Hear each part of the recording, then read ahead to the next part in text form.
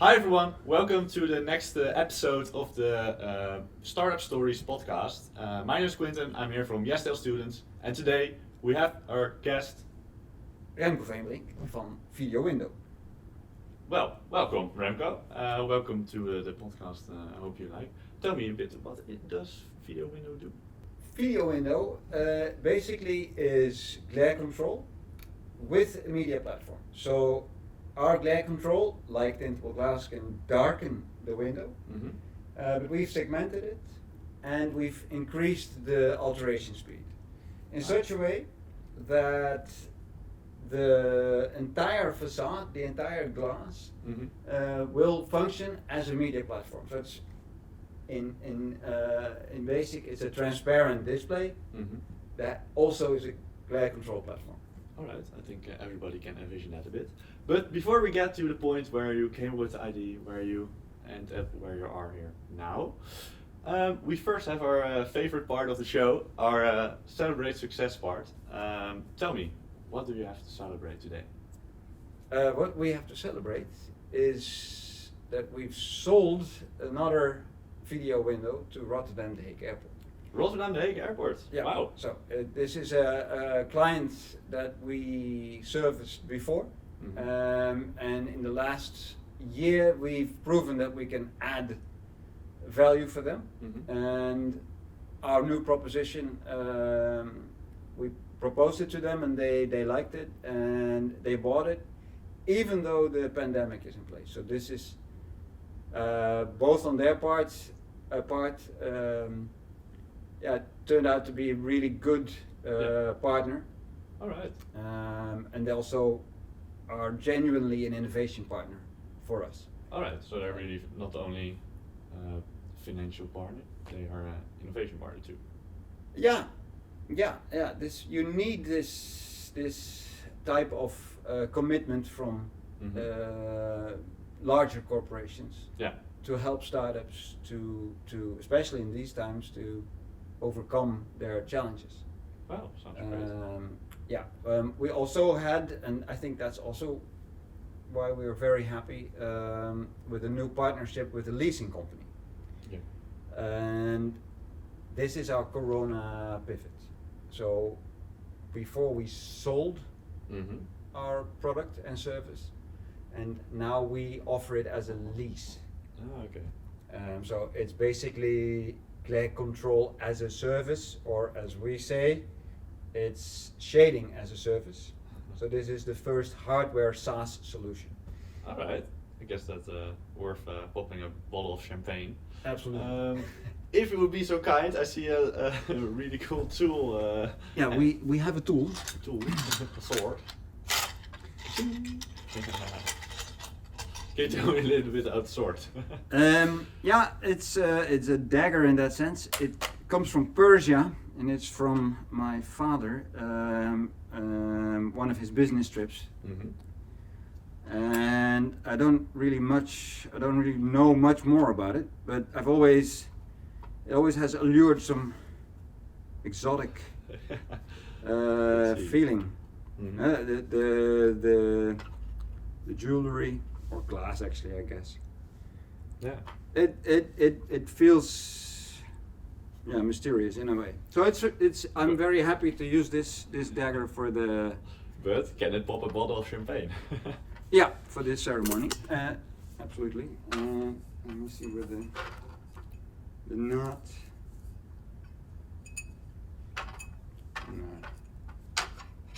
Hoppa! Well, I see the camera crew looking away. All right. So, the next subject. So we got our. Holy smoke! We got our success story in. Popping went nice, but the serving is horrible. Did your entrepreneurial spirit start? Where did this origin from? Where did the entrepreneurial spirit originate from? I think a lot of imagination. And cheers. I think most entrepreneurs have a wild imagination and see possibilities where others don't see them. Okay. And add up things or combine things that don't seem too obvious to combine, and therefore innovate. Mm-hmm. So where does it come from? It's a natural curiosity, I guess, for things, and interest in seeing how things work and why things don't work. How come it doesn't work this way? Mm-hmm. So it's curiosity. Yeah, I can imagine. So Yeah. the curiosity, did it came at you from when? Where did it came from you? Was it like at the start of maybe your first company, or just during work, or during maybe school? No, well, before starting a company, I worked for a company as a Mhm. film director. Yeah. So I have another career before starting as an entrepreneur. So the entrepreneurial calling came in later. Ah. But I've always been curious, even as a child, trying things, setting up small time type businesses. I remember, it's probably before your time, we used to have the Via, which was like a newspaper for people offering like Marktplaats, Yeah. and on a couple of pages further up there was people asking for things. Okay. So Cool. for me it was obvious to just see, okay, hey, these people want something and they're offering it. Anyhow, even I think I was like 15, so I just connected the two. So it was so obvious. Mhm. Somebody was willing to pay for something and somebody else was selling it. And the people who wanted to buy it didn't look into the same magazine to figure out, hey, look, I can buy this from this person. So I Yeah. just called them, said, okay, I'm going to buy this. And I called the other person, I'm going to sell this. And then I made a little margin. So Oh, wow. yeah, this was pre-internet, and that's a long time ago. So that's when I was 15. At 15. So, Yeah. wow. Yeah. That's quite early stage. Yeah, but yeah. So I guess I've always had that, in trying to see opportunities where others Mhm. were either too lazy. It's not that they don't see it; they're just too lazy. That's very often the case where the solution is not so groundbreaking, but it's just that, hey, are you willing to put in the time and the effort Mhm. and convince people Yeah. of an idea of an offering. Mhm. So I guess it was always with me to be and had to have an entrepreneurial spirit. Yeah. And as a creative, because I turned out first as an artist. My schooling is actually in the Art Academy, the Royal Academy of Fine Arts in The Hague. There's a lot of curious people who explore a lot of things and who have a strong belief in what they're aiming for. So I think artists are not necessarily seen as the biggest entrepreneurs, but they are. They have to believe in something. They see something before it exists, or Yeah. better, and that is very entrepreneurial. They don't picture the end result.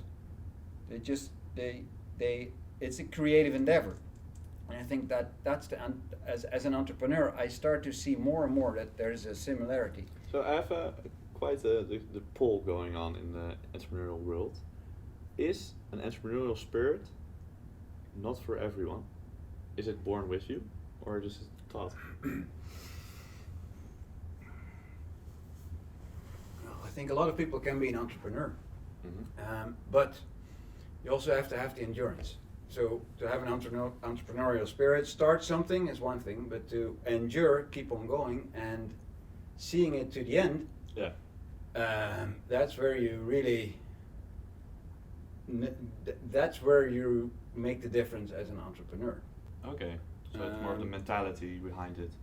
Yeah, persistency, and even as I said before, you have to envision something, and the picture isn't clear. Mm-hmm. No painter paints something that he has in his head and that's it. No, he reflects upon it as he's going. Mm-hmm. So there's a dialogue going on, and you evolve, luckily. And even so, the entrepreneur with his initial idea will see that over time the the product and the service and the solution that you offer can add value in different ways. Mhm. So you have to have that open-mindedness to adapt. For instance, this Corona situation, Mhm. it demands that you reassess your whole offering Mhm. to see how you can create value for your clients Yeah. or for the clients that you envision. So you also have to be open for alternative markets, alternative angles to what you think you have to offer. And as always, you know, and to stay within the comparison of an artist paints, reflects. So that's the most the most minimal viable feedback. You do something, you respond to it. Mhm. You can see what it does. Yeah. You put that stroke there. You interpret, and there's another response.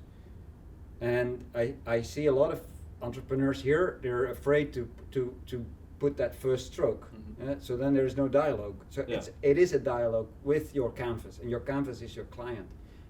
And your you think you have those clients, but do they want to buy? I mean, this is all common knowledge in all the startups here. So this is the first thing, the mom test, etc., Yeah, etc. yeah, But exactly. I like the metaphor with painting, because you should go out with your idea. We sold our product before we were able to build it, Alright. and it's still the case. Yeah. So what we just popped the champagne for is that it's not that we have it in stock already. Now we have to run really fast. Mhm. We sold it, but we still have to build it. Yeah. All right. And now we have to. That's why we just hired another developer. So the sense of urgency, it doesn't. It's an internal process as well. Mhm. You have to create that for yourself Mhm. because it's always changing, and there's the sense of urgency. Because in this case, we sold something, we have to finish it, and we see that sense of urgency. We onboard people easier because hey, this is happening now. Yeah. We should be part of it, Mhm. and that you have to hype your product as well. In that sense, it's not only towards your clients, but also to get your team. Mhm. To assemble your team. Yeah. It should be vibrant, and it should be exciting, and that excitement is always there's it's a lack of control in a way, Yeah. and that's where the excitement is. All right. If everything is under control, Uh-huh. as one famous racing driver once said, you're not driving fast enough, Mhm. and I think that is definitely the case. So. But doesn't like well, if you have a company and you say, well, I have a product, I haven't built it yet, but they do buy it. Isn't like the whole team now in haste? Isn't like that kind of dynamic rather stressful for the startup, or is it mandatory for a startup to have to keep that push going, to keep the team together, to keep it? Well, that's in answer to your question. Can anybody be an entrepreneur? Okay. You have to be able to handle that type of Mhm. stress. Yeah. Yeah. Is that stress? Yes, it's good stress. Mhm. It's not stress like I don't know what to do and the whole thing is gonna tumble down. Yeah. No, it's good stress. So it makes you awake, and Okay. it doesn't keep you awake. It makes you. Makes you awake. Yeah, and though sometimes it keeps me awake. Yeah. No, but it's good stress, and you have to. In order to handle this, that type of stress, and it's not that you're born an entrepreneur and say, I can handle this stress. Yeah. No, you have to do a lot of exercise. In my case, I think it's very important. So you have to spend time with your mental. I'm trying to meditate. It makes me nervous. That's I'm not not sure. I think that's not not intent. sure if I'm doing it right. I know I should somehow find that balance. Yeah. So even though sometimes things make you uncomfortable, I think you should be doing them and trying to cope with that type of stress Mhm. as an entrepreneur. Yeah. You have to also relax in ways, enjoy, a champagne and a challenge. for and- sure. and I like sailing. I go sailing with friends, Mhm. and also a challenge. So I find other challenges to counterbalance it. So I don't. We sail to England or to Denmark, Oh. or last year I wanted to embark upon a race, called an Archer Memorial Race. Would have been great. Big challenge all the way to Norway. Yeah. Didn't happen, but so you have your challenge as an entrepreneur, Mhm. and then there's all the challenges, which are probably they're more physical, Mhm. but they're also very mental. If you're on a boat, you're in the middle of the sea, there's no way back, basically, especially if you go hundreds of miles. You're on your own, and I think that also is a good metaphor for an entrepreneur, because you have to do it yourself, Yeah, and you have to stay sane. Do you think entrepreneurs should have those other, I'd say, challenges aside from their own startup to distribute focus or distribute stress? It helps me. Oh, would you recommend it? Yeah, I think that's what's nice about being here, because there's a lot of entrepreneurs, Yeah. and most of the people that I talk to have a kind of stress relief, Yeah. sports or hobbies, and I'm looking for that as well. Yeah. Yeah, and it's nice to find kindred souls that have the same, that seek the same, and challenges. Yeah, Yeah, and can that is nice, because it can be lonely. Mhm. Yeah, and also that if you're in the middle of the sea, you are lonely. Mhm. How to deal with it, and when you sell something that you still have to build, Yeah. who's out there to help you? You try to onboard a lot of people, but basically you have to set course. So still. what's the, are you in a current state of self-motivation, or do you think having a co-founder is so important to keep you motivated like that, or maybe self-motivation? A co-founder is crucial, man. Crucial. Yeah. Okay. Yeah, because in my case, my co-founder, we are complementary. Okay. And he makes sure that all the endeavors actually Mhm. are dealt with in the correct way.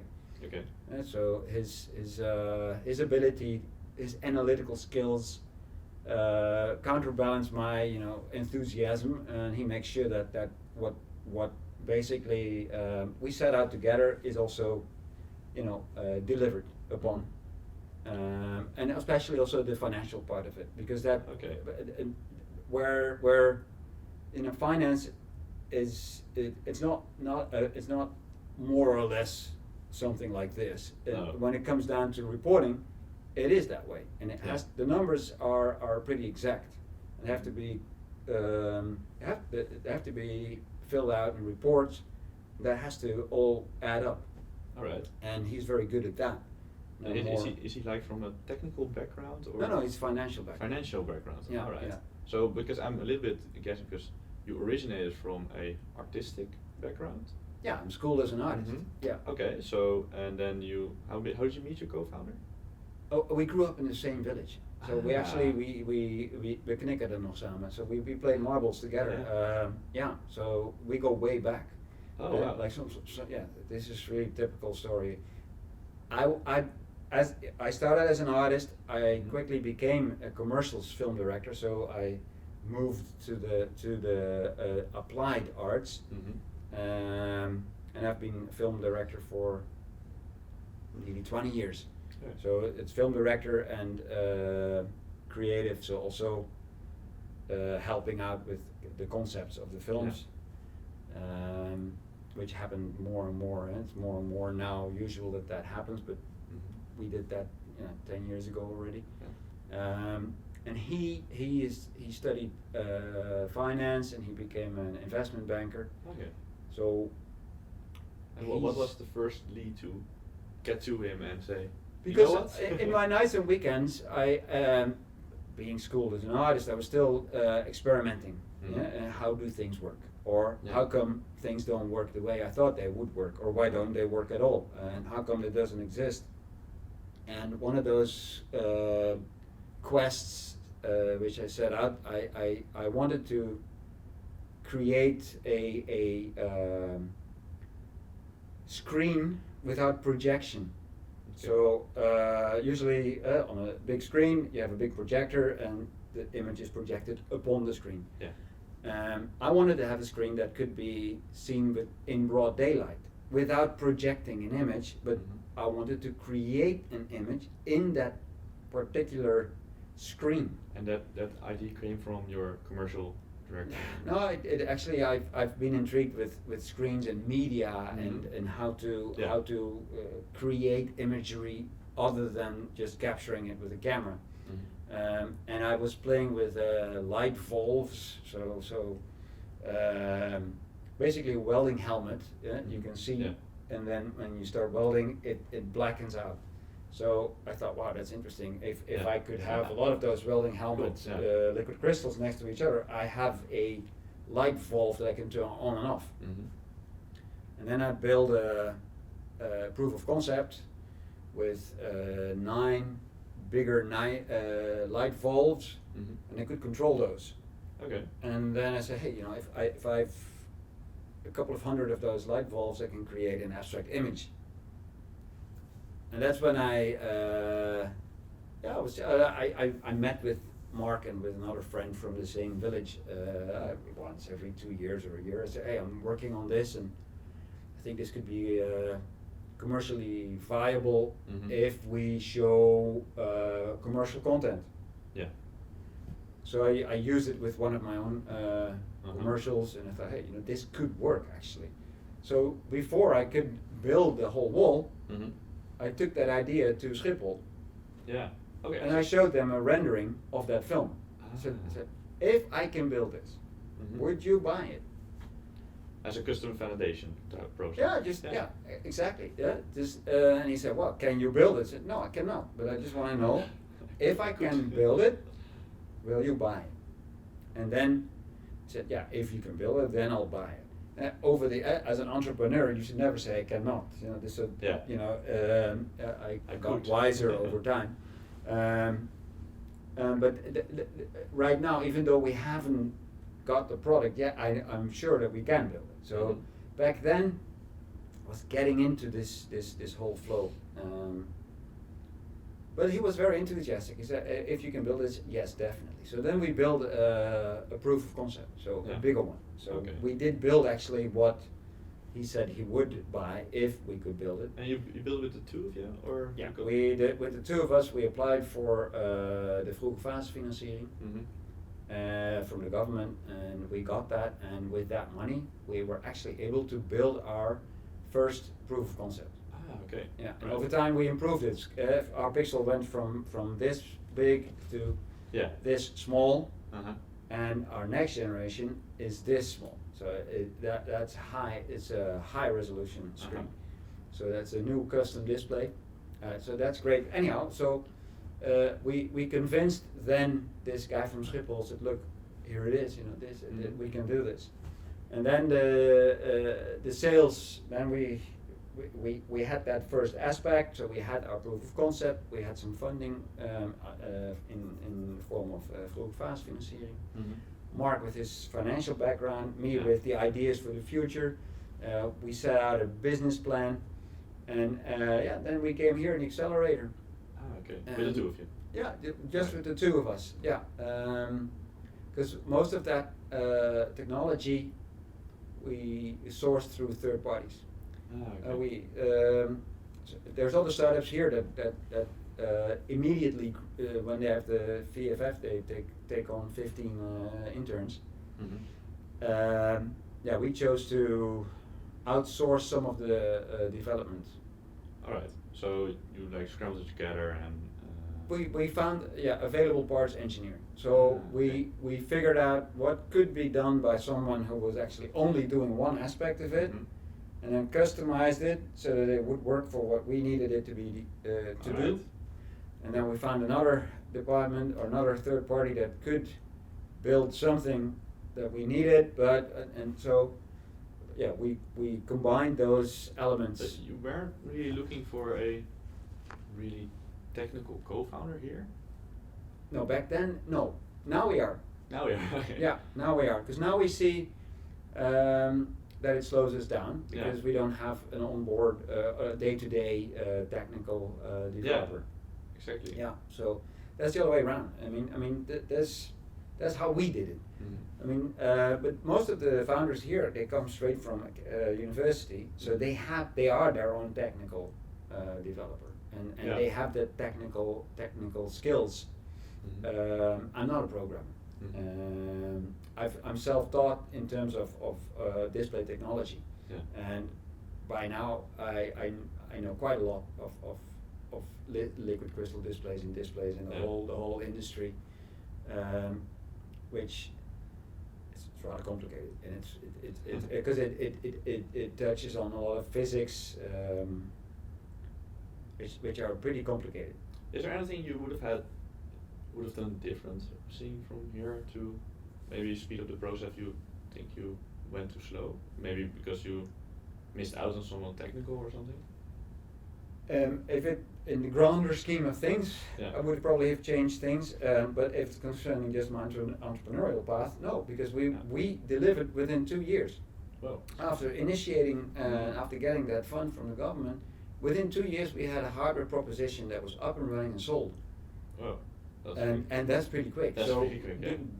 No, I would not have changed anything. This was the right approach for Uh-huh. this type of development. Right now, we're trying to, or actually, we are onboarding Mhm. technically skilled Yeah. people. We have strong advisors, I must say. Ah, so you. We have very experienced senior advisors who all come from this field. How do you find these? Networking. Networking. Okay. Networking. Yeah, that's very important.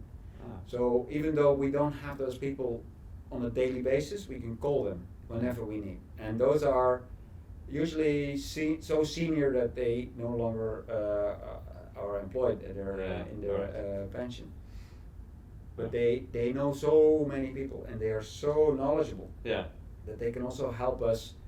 A lot of experimentation, which you would do if you were young, just out of the university developer or engineer, is test and test and test. Mhm. We just call this guy and say, hey, this is what we need to be done. Yeah. What do you advise? And they say, you need to talk to so and so. So I guess you'd strongly recommend young startups to reach out for. Absolutely, Ah. absolutely, because there's so much knowledge out there, Yeah. and there's so Can many imagine. people that love to share their expertise Yeah. for free, Free. and because they're already done, they're ready. Yeah. They're not done, but they're ready with their career. Uh-huh. They're still with a lot of energy, a lot of expertise, Mhm. and they like and love to be around, the entrepreneurial spirit, Mhm. and that's great. Yeah, I think it's a really great way. I think it's a really great way to say that, to really reach out, to make the call, to make the email. To reach out to And we try to only work with A players. Ah, okay. So we reach out Mm-hmm. to Top the of the the best in class. class, and they're the ones that respond, All right. because Because they are. they're they more are best, entrepreneurial. so, yeah. Okay. And when they're already in retirement, that's Mhm. what I was looking for. They have more time, Mm-hmm. and they're picky, so they don't just take on any job. But they, if they like what you're trying to achieve, and if it rings a bell with them, or if it resonates with them, there's so much that they're willing to share with you, and that can speed up your process. Yeah, sure. Crazy. So I have a really big question in mind, because a lot of students maybe watching, they are going to make the jump about going into a stable job or maybe trying it out for themselves. Would you recommend, like, first getting to know, like, the place you're in, like getting to know the ecosystem maybe you're even eventually trying to make your startup in, or when you don't have an ID, try working somewhere? Absolutely, yes. Okay. I was trying to see if we could build that into a grander scheme of things, and also reflect upon how I did it. But yes, absolutely. Get a more experience. Yeah, but that's how you learn anything. Mm-hmm. As a photographer, when I finished my art academy, you become an apprentice. Yeah. So this was the step. Yes, first you do your art academy, and then you become an apprentice. And that's like old-fashioned in many ways. Mm-hmm. But it's very you learn so much. So you see how things are done, but your ass is not on the line. So that and that for entrepreneurial spirited students who want to try it out, yeah, sure. Come here and see how people evolve ideas into products, into a company, and are successful or not. Yeah. Because that also happens. You can see it around you. So if you can see someone fail and learn a lot, you can even get paid, and depending on your skill, you can pay pretty nicely. Yeah. Okay. Thank you. Well, it's risk-based type of work, right? No. When you're young, what do you have to lose? Yeah. I have my co-founder and me. We both have a wife and kids. Mm-hmm. The school. I just told you, my daughter is almost about to study here in Delft. That's how old I am, and so that's putting things on the line. That's if you quit a well-paying job, that's a choice. Yeah. And you have a house, and you have a wife, and you have a kid, and a lot of quite a responsibility. Yeah. And still, that's what we did because we believe in this. So if you're a student, in your 20s, hey, what do you have to lose? You didn't do this. There's so much to learn, and I think that what is an entrepreneur? I think an entrepreneur is someone who's willing to learn all the time, at all times. And even if you grow and if you're very successful, there's new challenges. There's always new challenges. So you always have to get ready for new challenges. So you always have to learn more. Yeah. All right. And keep on learning. Keep on learning. Keep on learning, and that means keep on challenging yourself. So, no comfort zone allowed. No, you have to start being comfortable, being uncomfortable. I think that's a really, really nice sentence to wrap up the podcast. To end it with, start getting comfortable being uncomfortable. And that's also with sailing. Man, that's uncomfortable. It's cold. It's. I really like that. Yeah, I really like that comparison actually. Yeah, and no matter, even in this, and you're tired, and the sea doesn't work, and the wind is not really helping you out, and it's a small space. Even though with bigger boats, it's still small, and deprivation of sleep once again. And yet it's great. It's great. Yeah. Experience. Yeah. Not give up. And you're setting out for a course, and you're doing it together with your team, and you have to be comfortable being that uncomfortable. Enjoy it. Enjoy it. Yeah.